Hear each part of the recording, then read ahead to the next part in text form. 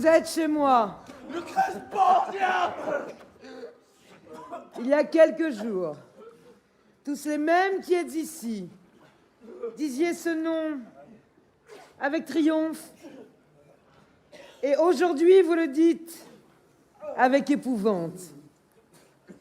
C'est bien moi. Regardez-moi avec vos yeux fixes de terreur. Démon. Ne bougez pas, la salle d'à côté est pleine de piques. Je suis venu vous apporter une nouvelle. Celle que vous êtes tous empoisonnés, mes seigneurs. Il n'y en a pas un de vous qui ait encore une heure à vivre. À mon tour, à moi de parler haut et de vous écraser la tête de mon talon.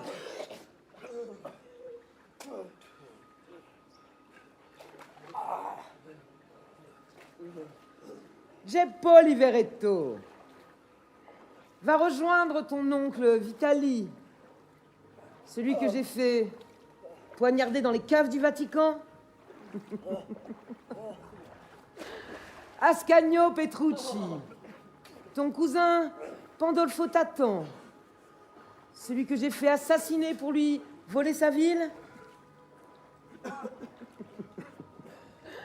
Oloferno Vitellozzo, ton cousin, tu sais, Iago Dabiani, Tatan, celui que j'ai fait assassiner dans un dîner. Apostolo Gazella, j'ai fait décapiter ton père Francisco Gazella et égorger ton cousin Alphonse d'Aragon. Mais sur mon âme, va les rejoindre. Mafio Orsini, Mafio Orsini, va parler de moi dans l'autre monde à ton frère de Gravina, celui que j'ai fait étrangler pendant son sommeil. Vous m'aviez donné un bal à Venise, je vous rends un souper à Ferrare. Faites pour fête, mes seigneurs.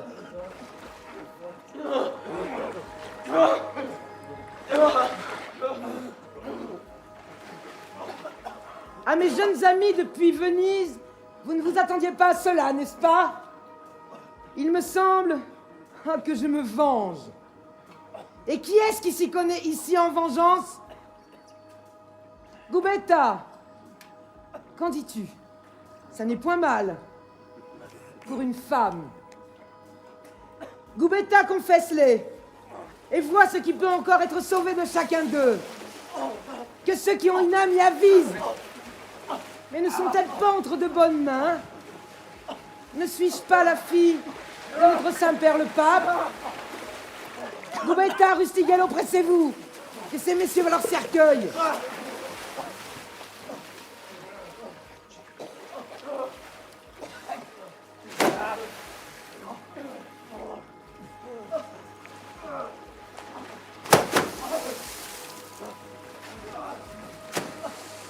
Le nombrier?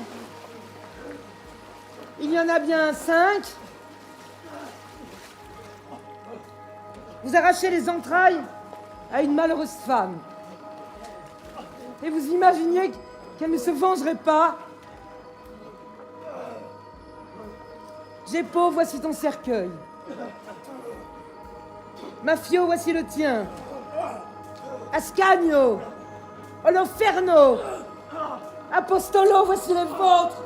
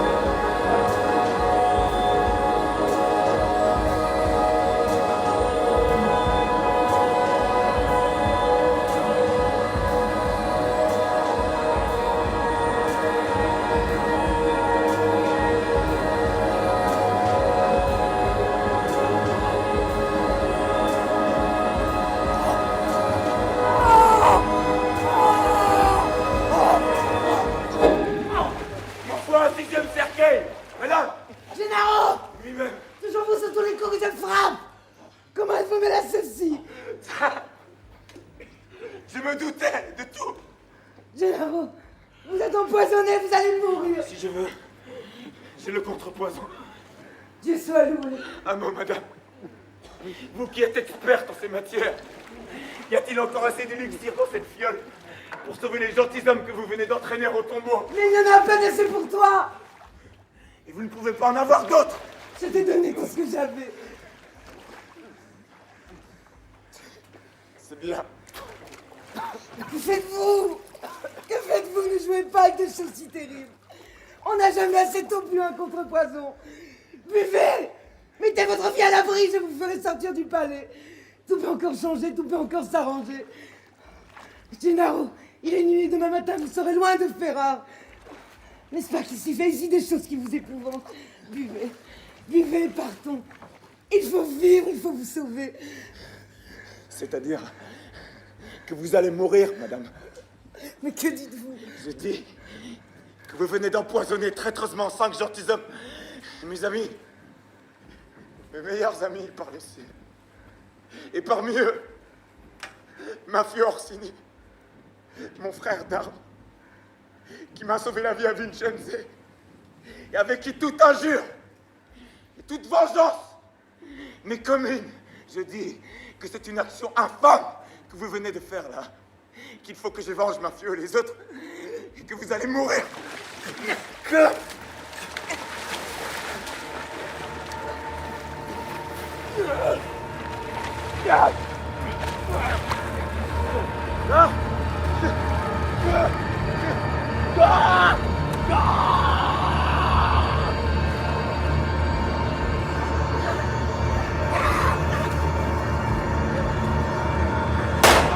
Bon, allez, ça suffit là, imbécile.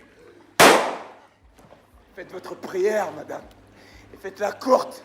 Je suis empoisonné. Je n'ai pas le temps d'attendre. Gennaro! Gennaro me tue, est-ce que cela est possible? C'est la réalité pure, madame. Je jure Dieu qu'à votre place, je me mettrai à prier en silence, à main jointe et à 2 genoux. Tenez, voici qui est bon pour cela.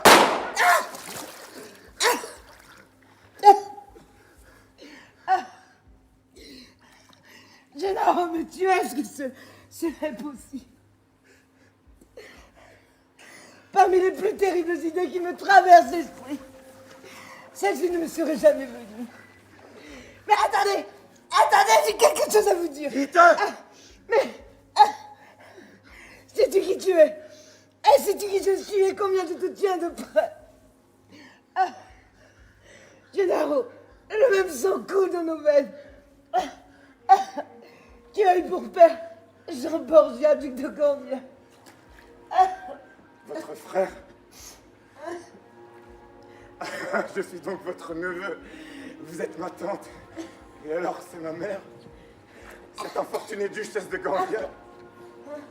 Que tous les Borgia ont rendue si malheureuse. Lucrèce Borgia! Ma mère me parle de vous dans ses lettres. Vous êtes du nombre de ses parents dénaturés, dont elle m'entretient avec horreur, et qui ont tué mon père, et qui ont noyé sa destinée à elle de larmes de sang. J'ai depuis que mon père a vengé, et ma mère a sauvé de vous maintenant. Je suis un Borgia! Et cela me rend fou. Maudite fatalité qui m'a fait naître pour la remettre en marche.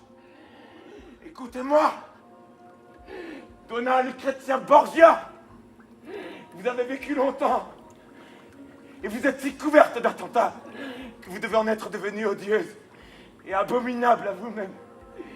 Vous êtes fatigué de vivre, sans nul doute, n'est-ce pas? Eh bien, il faut en finir. Dans les familles comme les nôtres, où le crime est héréditaire et se transmet de père en fils comme le nôtre, il arrive toujours que cette fatalité se clôt par un meurtre, qui est d'ordinaire un meurtre de famille. Dernier crime qui lave tous les autres. Un gentilhomme n'a jamais été blâmé Et pour avoir coupé une mauvaise branche à l'arbre de sa maison. Entendez-vous? Ma tante. Allons. En voilà, c'est dit là-dessus. Recommandez votre âme à Dieu. Si vous croyez à Dieu et à votre âme. Tu es innocent. Ne commets pas ce crime. Un crime. Un crime. Ah, ma tête s'égare, elle se bouleverse. Sera-ce un crime? Eh bien, je commettrai un crime, par Dieu. Je suis un Borgia, moi. À genoux, vous dis-je, ma tante. À genoux. Assassin, que tu pas mon amour pour toi. Amour, Je vais appeler. Je vais crier. vous ne ferez point un pas. Et quant à vos cris, ils ne peuvent vous sauver. Non, attends, ce relâche que vous faites, Gennaro. Tu es une femme sans défense. Attends, j'ai quelque chose à te dire et tu me tueras après si tu veux. Je ne tiens pas à la vie. Mais tu es jeune, enfant, et la jeunesse est souvent trop sévère. Mais si je dois mourir, Gennaro, je ne peux pas mourir de ta main. Ah. Tu ne sais pas toi-même combien ce serait horrible. J'ai commis bien des actions mauvaises. Et je suis une grande criminelle. Mais parce que je suis une grande criminelle, il faut me laisser le temps de me reconnaître et de me repentir. Qu'avez-vous fait de ma mère, Non. Madame Lucrèce Borgia? Attends, veux-tu que je prenne le vol? Veux-tu que je me fasse enfermer dans un cloître, dis? Sinon, tu disais, cette malheureuse femme s'est fait raser la tête. Elle couche dans la cendre, elle creuse sa fosse de ses mains. Elle prie nuit et jour Dieu, non pas pour elle qui en aurait besoin, mais pour toi, Gennaro. Et elle fait tout cela, cette femme, pour que tu ne lui dises plus comme tu viens de le faire, avec une voix plus sévère que celle du jugement dernier. Vous êtes Lucrèce Borgia. Mais un peu de pitié.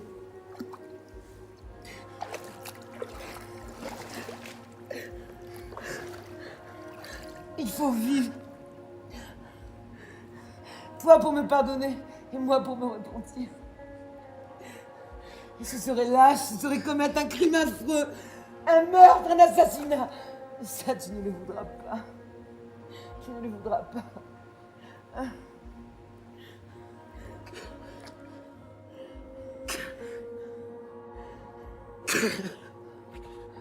Madame. Ah, j'ai ma grâce. Oh, cela se lit dans tes yeux. Gennaro, Qui m'appelle? mon frère, Mafieux. je meurs. Venge-moi.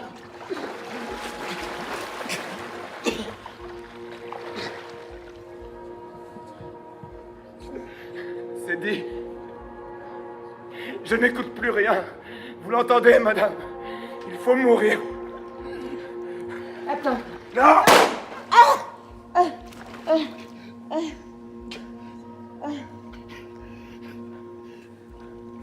Pardon. Non! Je suis ta mère.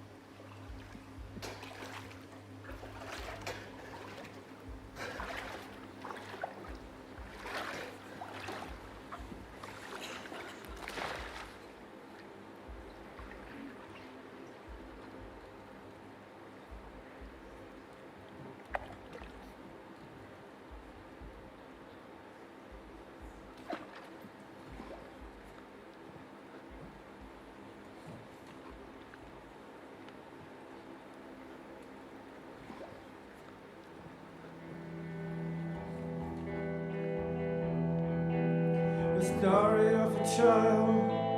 Remember the pain. We'll remember his pain.